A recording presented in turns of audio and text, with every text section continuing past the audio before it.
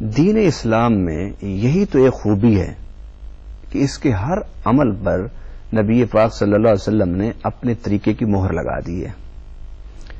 آپ بیان بھی فرما سکتے تھے کہ بھئی کھانے سے پہلے وضو کرنا ضروری نہیں ہے، یہ بھی فرمایا آپ نے، مگر آپ نے اس عمل کو دہرا کے امت کے سامنے رکھ دیا کہ میں وضو کیے بغیر کھانا کھا رہا ہوں، لہذا ہر وقت وضو میں رہنا اور کھانا وضو کے ساتھ کھانا، سونا وضو کے ساتھ، یہ باعث اجر و ثواب تو ہو سکتا ہے، لیکن نبی پاک صلی اللہ علیہ وسلم نے اسے فرض، واجب یا سنت موقدہ کا درجہ نہ دے کر امت کے لیے ایک سہولت پیدا کر دی ہے.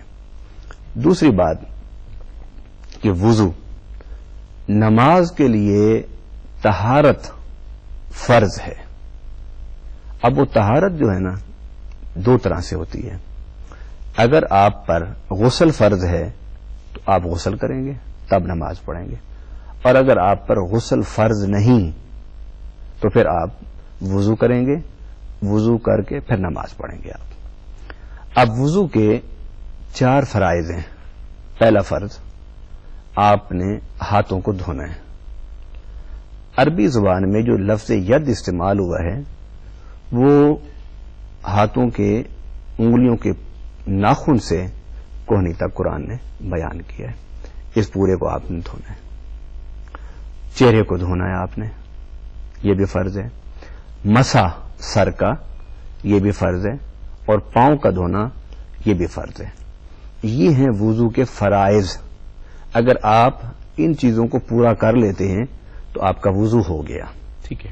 اور اس سے بڑھ کر کچھ چیزیں جو ہیں وہ واجب کا درجہ رکھتی ہیں. مثلا چوتھائی سر کا جو مسح ہے وہ فرض ہے. یعنی سر کا مسح فرض ہے تو کم سے کم آپ نے جو مسح کرنا ہے وہ چوتھائی سر کا کرنا ہے. اس لیے علماء کرام فرماتے ہیں کہ اگر ہاتھ کو گیلا کر کے اپنے سر پر اس طرح لگا لیں تو مسح ہو جائے گا، کیونکہ اس میں چوتھائی سر پر مسح ہو جاتا ہے. اور اس کے ساتھ کچھ سنتیں ہیں وضو میں، جس طرح ہر عضو کو 3 بار دھونا، اور وضو شروع کرنے سے پہلے ہاتھوں کا دھونا یہاں تک، پونچوں تک، یہ سنت ہے. نبی پاک صلی اللہ علیہ وسلم جب آپ نیند سے بیدار ہوتے تھے تو آپ صحابہ کرام کو یہ تلقین فرمایا کرتے تھے، جب بھی تم میں سے کوئی نیند سے بیدار ہو تو وہ پہلے اپنے ہاتھوں کو دھوئے، اس کے بعد پھر وضو شروع کرے. اسی طرح کلی کرنا سنت ہے، ناک میں پانی ڈالنا سنت ہے، اور سر کا مسح اس انداز سے کہ آپ 3 انگلیوں کو ملا لیں اور ان 2 انگلیوں کو الگ کر لیں، اور اس طرح آپ سر پر پھیرتے ہوئے گردن پر لے جائیں، اور گردن سے پھیرتے ہوئے اس انگلی کو کان کے اندر اور انگوٹھے کو کان کے باہر ایسے پھیریں. یہ سب مسنون ہے. ٹھیک ہے. فرض ادا ہو جاتا ہے کہ اگر آپ ہاتھ کو گیلا کر کے سر پر ایسے رکھ لیں تو فرض ادا ہو گیا. یہ سنت ہے. اور ترتیب یہ بھی سنت ہے کہ پہلے آپ ہاتھ دھوئیں، پھر کلی کریں، پھر ناک پہ پانی ڈالیں، پھر آپ اپنے چہرے کو دھوئیں. اور چہرے کو کتنا دھونا ہے؟ جہاں بال اگتے ہیں، اگنے کی جگہ، وہاں سے لے کر یہ نیچے تک، یہاں تک. اور یہ 2 کانوں کے جو نرمے ہیں، نرم گوشت، یہ چہرے کی چوڑائی ہے. اور جہاں بال اگتے ہیں وہاں سے نیچے تک، یہاں تک، یہ چہرے کی لمبائی ہے. یہ چہرہ دھونا، اتنا دھونا چہرے کا فرض ہے. اور اگر آپ پانی پورے سر پر، گردن پر ہی پھیر لیتے ہیں اور ڈال لیتے ہیں تو کوئی حرج نہیں اس میں.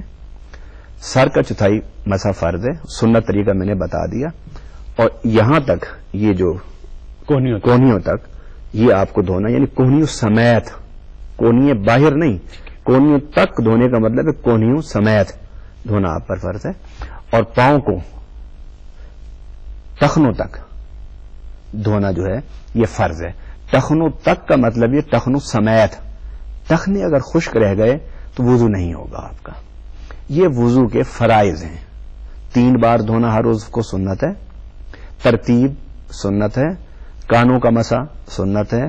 کانوں میں انگلی پھیرنا سنت ہے، قبلہ رخ بیٹھنا سنت ہے، اور اسی طرح کچھ مسنون دعائیں پڑھنا یہ بھی سنت ہے. جس طرح نبی پاک صلی اللہ علیہ وسلم کا طریقہ تھا کہ جب آپ وضو فرماتے تھے تو وضو فرمانے کے بعد آپ کھڑے ہوتے تو آپ اشہد اللہ الہ الا اللہ واشہد ان محمدن عبدہ ورسولہ یہ کلمات آپ دہرایا کرتے تھے. اچھا نام صاحب، کچھ لوگ جو ہیں وضو کرتے ہوئے بھی کچھ پڑھتے رہتے ہیں یا وضو شروع کرنے سے پہلے بھی کچھ پڑھتے ہیں.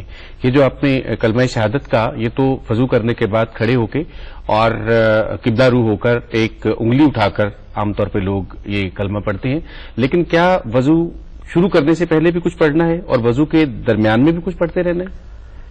یہ سب چیزیں سنن اور مستحبات میں آتی ہیں. وضو شروع کرنے سے پہلے آپ بسم اللہ الرحمن الرحیم پڑھ لیں، ٹھیک ہے، اور وضو کے دوران آپ پہلا کلمہ پڑھتے رہیں، اور مختلف کتب میں مختلف دعائیں مسنون دعائیں مذکور ہیں، وہ آپ یاد